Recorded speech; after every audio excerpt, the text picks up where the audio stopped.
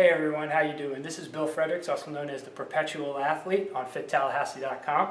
And today I'm going to give a brief talk about what I like to call an activity diet. Right? Now what the activity diet is fueling yourself during exercise. Now one of the most common mistakes that people make when they're exercising is they don't put fuel in their body. They think that all those extra calories are going to prevent them from burning fat.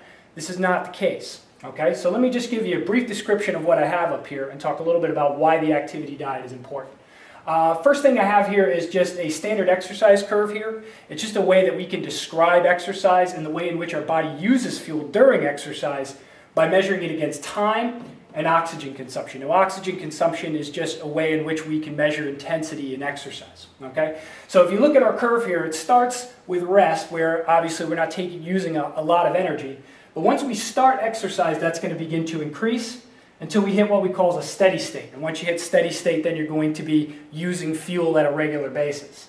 At the stop of exercise, now this isn't just going to go right back down to resting levels. It's going to come off at a slower pace here. Okay? So you see here I've got these dotted lines here. Now what these represent are two very important portions of the exercise curve. Number one, oxygen deficit. Okay? Upon exercise, we're not going to be able to use all our fuels right away, so we have to use a series of stored fuels in order to get started.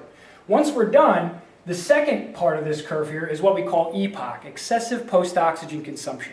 And basically what this is the body recovering all that fuel that we used in the beginning. Okay? So, stored fuels, what are they? We have a series of stored fuels in our body.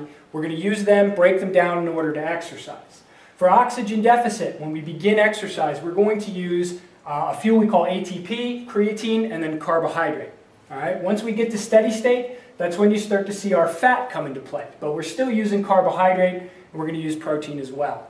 All right? Once we get to EPOC, the primary fuel we're going to use in this area is fat. All right? So for those of you that are afraid that you're not burning fat after you're done exercise, you actually burn more after you exercise than you do during.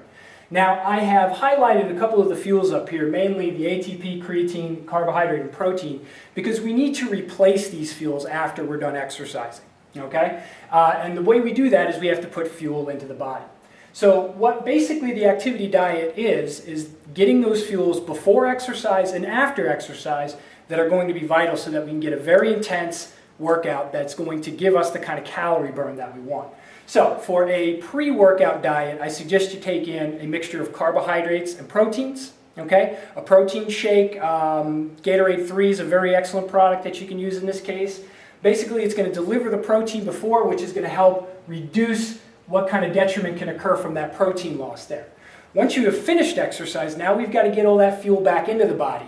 So taking in another dose of protein and carbohydrates is going to help refuel the body and get you back to being ready to exercise the next day. If you don't refuel after your exercise, there's a chance your next day exercise won't be as intense or as beneficial as it was the day before.